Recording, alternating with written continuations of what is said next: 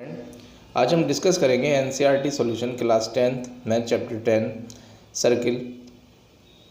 तो सर्किल में सबसे पहले हम बेसिक और कॉन्सेप्ट को समझेंगे। अगर इसकी हमें एक्सरसाइजेज बनाने हैं, क्वेश्चंस बनाने हैं सर्किल के, तो सर्किल के क्वेश्चन बहुत ही इजी होते हैं। ये हमारी थ्योरम और हमारे बेसिक्स के ऊपर बेस्ड रहते हैं। अगर हमें इस चैप्टर के बेसिक्स और थ्योरम आते हैं तो हम ईजीली सारे के सारे क्वेश्चन हम बना लेंगे। तो सबसे पहले समझते हैं सर्किल हमारा होता क्या है। सर्किल कुछ हमारा इस टाइप से, ये हमारा क्या होता है सर्किल। अगर मैं बात करूं सर्किल के बीच में बिल्कुल ये होता है हमारा सेंटर, इसको बोलते हैं हम सेंटर। सेंटर से सर्किल पर किसी भी पॉइंट पर, सर्किल पर मैंने बोला सर्किल पर, ऑन द सर्किल, सर्किल पर यहाँ यहाँ यहाँ यहाँ कहीं भी अगर मैं कोई लाइन ड्रॉ करता हूँ सेंटर से सर्किल पर किसी भी पॉइंट पर अगर मैं लाइन ड्रॉ करता हूँ, मैं नाम लिख लेता हूँ उसका, सेंटर का नाम ले लिया मैंने ओ, ये मेरा ए बी सी और ये कितना डी। अगर सेंटर से मैं कोई लाइन ड्रॉ करता हूँ सर्किल पर कहीं भी, तो वो होता है रेडियस। तो मैं बोल सकता हूँ ये मेरा O A equal to O B equal to O C और इक्वल टू कितना ओ डी। ये सारे के सारे क्या है मेरे रेडियस, किसी भी सर्किल के ये है रेडियस। आगे हम बात करते हैं, अगेन हम एक सर्किल ड्रॉ करते हैं। ये हमने सर्किल ड्रॉ करा, सर्किल ड्रॉ करने के बाद हमने देखा, फिर से ये हम सेंटर पे आए, फिर मैंने क्या करा, एक लाइन सेंटर से पास करी जो सर्किल को 2 पॉइंट पर टच कर रही है। ये सेंटर है और सेंटर से 2 पॉइंट पर टच कर रही है। अगर कोई लाइन सेंटर से होते हुए जाती है और सर्किल को 2 पॉइंट पर टच करती है तो उस लाइन को बोलते हैं हम डायामीटर। इसका मैंने नाम रख दिया ए, ये मेरा बी। तो A B equal to diameter, ये क्या है मेरा सर्किल का डायामीटर। अगेन हम आते हैं दूसरे डायग्राम पर,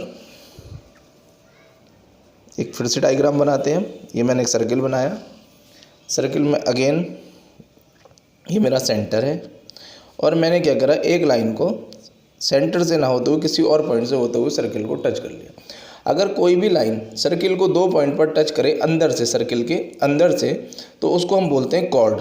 तो ये इस लाइन है, इसका नाम होगा हमारा कॉर्ड। ये है कॉर्ड ऑफ द सर्कल। इसका नाम मैंने रख दिया कितना, एल और एम। तो L M equal to chord. ये क्या है कॉर्ड। कॉर्ड क्या होती है, जो सर्किल को अंदर से 2 पॉइंट पर टच करे। अब किसी बच्चे के दिमाग में आएगा कि हमने सीखा कि कॉर्ड क्या होती है, जो अंदर से सर्किल को 2 पॉइंट पर टच करे। तो जो हमारी ये है ए बी, जिसको हम डायमीटर बोलते हैं, ये भी तो अंदर से सर्किल पर 2 पॉइंट पर टच करती है। तो मैं कहूँगा हाँ बिल्कुल, ये भी हमारी कॉर्ड होती है। तो diameter is also a cord, ये भी हमारा कॉर्ड है। लेकिन जो डायमीटर होता है वो हमारा लॉन्गेस्ट कॉर्ड होता है किसी भी सर्किल के अंदर ऑफ अ सर्किल। सर्किल की जो सबसे बड़ी कॉर्ड होती है उसको हम बोलते हैं डायमीटर। यहाँ तक हमने समझा सर्किल के बारे में। सबसे पहले हमने सेंटर देखा, फिर हमने रेडियस देखा, फिर हमने डायमीटर देखा और डायमीटर के बाद हमने कॉर्ड देखा। फिर हमने देखा कि जो डायमीटर है वो भी क्या है, सर्किल के अंदर सबसे बड़ी कॉर्ड होती है। फिर एक मैंने सर्किल ड्रॉ किया, अगेन ये मैंने एक सर्किल ड्रॉ कर लिया, थोड़ा ऐसा बनना है लेकिन एडजस्ट करना। ये क्या है मेरा सेंटर है। फिर मैंने क्या करा, बाहर से सर्किल को किसी एक पॉइंट पर टच करते हुए मैं एक लाइन को ले गया। ये अंदर से ऐसे बाहर से जा रहा है। अगर कोई लाइन सर्किल को बाहर से किसी एक पॉइंट पर टच करते हुए जाती है, इसका नाम मैंने रखा पी और क्यू, तो ये होता है हमारा टेंजेंट ऑफ सर्किल। तो मैं बोल सकता हूँ P Q equal to tangent. तो हमने सीखा, सबसे पहले हमने सेंटर सीखा, सेंटर के बाद हमने डायमीटर सीखा, डायमीटर के बाद हमने कॉर्ड सीखा, कॉर्ड के बाद हमने देखा टेंजेंट क्या होता है। अगर सर्किल को कोई लाइन बाहर से किसी एक पॉइंट पर टच करते हुए जाती है तो उसको बोलते हैं हम टेंजेंट। और जिस पॉइंट पर टच करती है, मान लो इस पॉइंट पर टच कर रही है, तो इस पॉइंट को बोलते हैं हम पॉइंट ऑफ कॉन्टैक्ट। तो सर्किल को बाहर से अगर कोई लाइन टच करते हुए जाती है तो हम उसको बोलते हैं टेंजेंट, और जिस पॉइंट पर टच करती है उसको बोलते हैं पॉइंट ऑफ कॉन्टैक्ट। ये बात हुई हमारी किसकी, हमने सेंटर के बारे में जाना, हमने रेडियस के बारे में जाना, हमने यहाँ से डायमीटर के बारे में जाना, हमने कॉर्ड के बारे में जाना, और हमने टेंजेंट के बारे में जाना। आगे सर्किल का और बेसिक्स जिस पे हम बात करते हैं, डिस्कशन करते हैं। अगेन आते हैं, ये अगेन मैं एक सर्किल ड्रॉ करता हूँ। यहाँ मैंने एक सर्किल ड्रॉ करा, ये मैंने एक सर्किल ड्रॉ करा। फिर मैंने देखा अगर मैंने कोई लाइन ड्रॉ करी, अगर कोई लाइन सर्किल को बाहर से मतलब जाती है और सर्किल को 2 पॉइंट पर टच करते हुए, इंटरसेक्ट करते हुए बाहर निकल जाती है, तो उस लाइन को बोलते हैं हम सेकंड। इसका नाम रख लेते हैं अगेन कितना, हम एम, और इस पॉइंट का नाम रख लेते हैं एन। ये जो पॉइंट है इनका, तो जो एम एन लाइन है हमारी, M N equal to secant. तो सेकंड क्या होता है, जो सर्किल को 2 पॉइंट पर इंटरसेक्ट करे तो उसको हम बोलते हैं सेकंड। ये हमारा बना सेकंड। अगेन हम बनाते हैं, फिर से एक सर्किल ड्रॉ करते हैं। ये मैंने एक सर्किल को ड्रॉ करा, और सर्किल को ड्रॉ करने के बाद मैंने, ये मेरा सेंटर है, सेंटर से मैंने यहाँ से आया तो ये मेरा रेडियस है, अगेन यहाँ से मैं यहाँ तक आया तो ये भी मेरा रेडियस है। तो जो ये वाला एरिया होता है, ये जो जिसको मैंने शेड करा है, ये वाला एरिया, इसको बोलते हैं हम सेक्टर। इसका नाम रख देता हूँ ओ ए बी। तो O A B equal to sector, ये क्या है, sector of the circle. Again हम आते हैं, फिर से एक सर्किल ड्रॉ करते हैं। ये मैंने एक सर्किल को ड्रॉ करा, ये मेरा सेंटर, सेंटर से मैंने एक रेडियस यहाँ मारा। सेंटर से अगर कोई लाइन सर्किल पर डालें तो वो रेडियस होती है। अगेन एक लाइन मैंने यहाँ डाली तो ये भी क्या है, मेरा रेडियस है। इसका नाम रखा मैंने ओ, इसका नाम ए, इसका नाम बी। फिर मैंने क्या करा, एक कॉर्ड ड्रॉ कर दी। ये ए बी क्या है, मेरी कॉर्ड है। तो जो ये वाला एरिया बचा, इसको हम बोलते हैं सेगमेंट, सेगमेंट। और ये जो छोटा वाला है होता है, इसको बोलते हैं हम माइनर सेगमेंट। और ये जो बड़ा वाला एरिया बचा पूरा, ये इसको हम बोलते हैं मेजर सेगमेंट।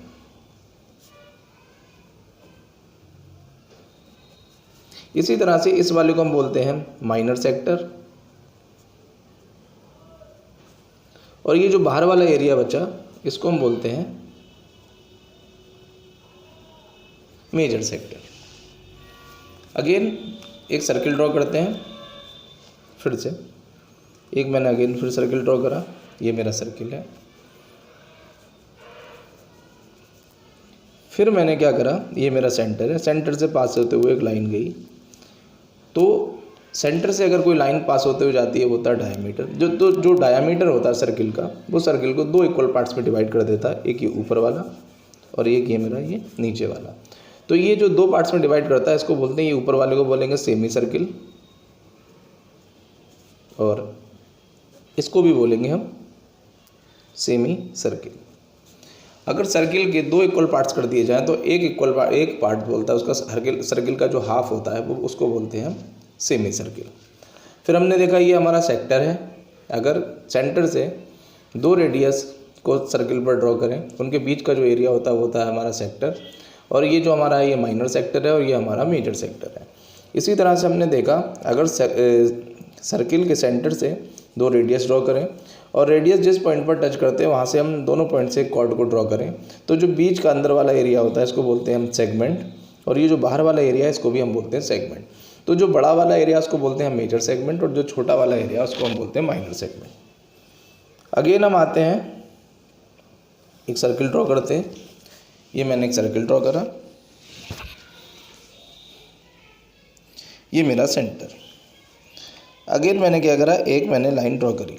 ये क्या है, सर्किल को कोई लाइन अगर बाहर से किसी पॉइंट पर टच करते हुए जाए तो उसको हम बोलते हैं माइनर सेगमेंट। क्या बोलते हैं, माइनर सेगमेंट। तो ये सॉरी, अगर सर्किल को कोई लाइन बाहर से टच करते हुए जाए तो उसको हम बोलते हैं क्या, टेंजेंट। अगर सेंटर से पॉइंट ऑफ कांटेक्ट पर जिस पॉइंट से लाइन पास होते जाती है, इसको बोला हमने, इसका नाम रख दिया O, इसका नाम M, इसका नाम A, इसका नाम B। तो इस पॉइंट ऑफ कांटेक्ट से अगर सेंटर से कोई लाइन डाली जाए तो ये जो लाइन होती है OM, ये परपेंडिकुलर होती है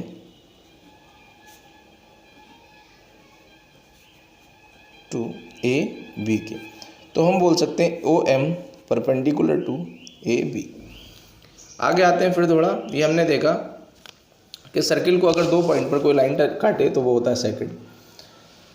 सेंटर से कोई 2 रेडियस हम डालें, उनके बीच का बनने वाला एरिया जो होता है ये होता है हमारा माइनर सेक्टर, ये वाला बड़ा वाला होता है मेजर सेक्टर। इसके बाद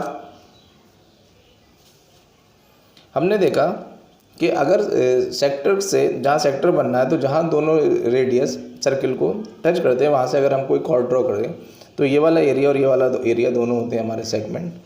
इसी तरह से अगर हम बोल सकते हैं कि सेगमेंट क्या होता है, कॉर्ड और सेक्टर के ट्राइंगल के बीच वाला एरिया। यानी फिर हमने देखा कि अगर सेंटर से कोई लाइन पास होती है उसको हम बोलते हैं डायामीटर, और जो डायामीटर होता है वो सर्किल को 2 पार्ट्स में डिवाइड कर देता है।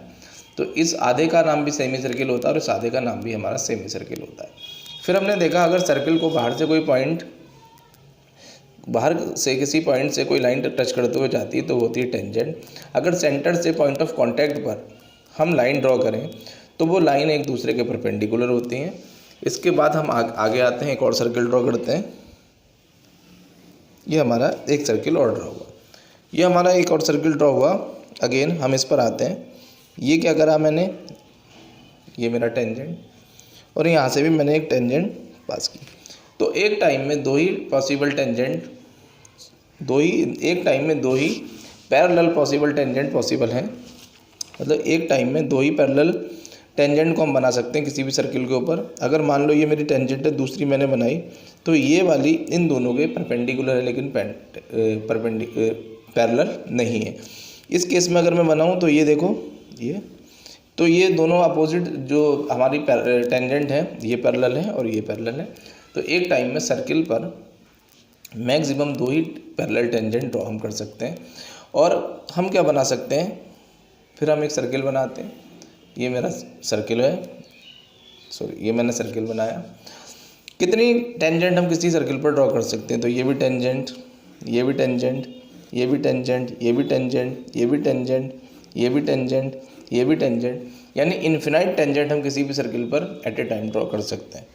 तो ये थे हमारे इस सर्किल के बेसिक्स।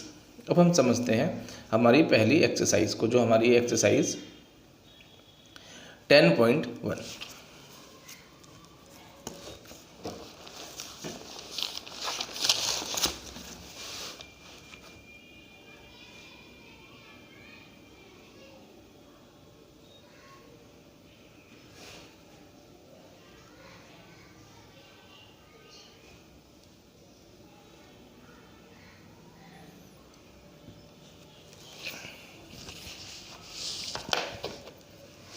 एक्सरसाइज 10.1 का क्वेश्चन नंबर 1 है, how many tangents can a circle have. तो इन्फिनाइट टेंजेंट किसी भी सर्किल पर बन सकती है, तो हम आंसर लिखेंगे इन्फिनाइट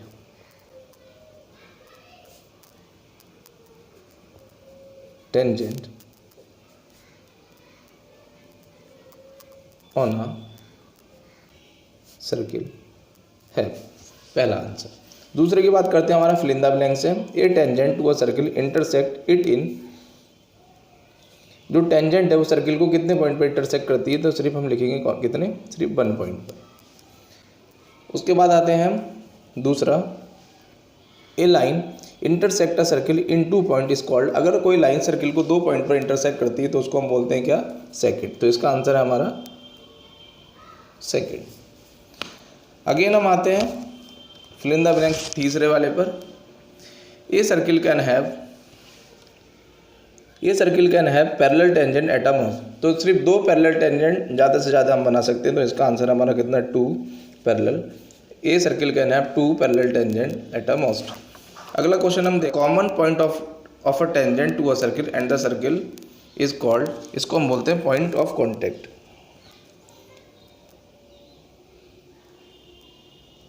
ये थोड़ा अधूरा लिख गया, इसको लिखते हैं हम the common point of a tangent to a circle and the centre of the circle is called, ये हमारा कितना, पॉइंट ऑफ कॉन्टेक्ट।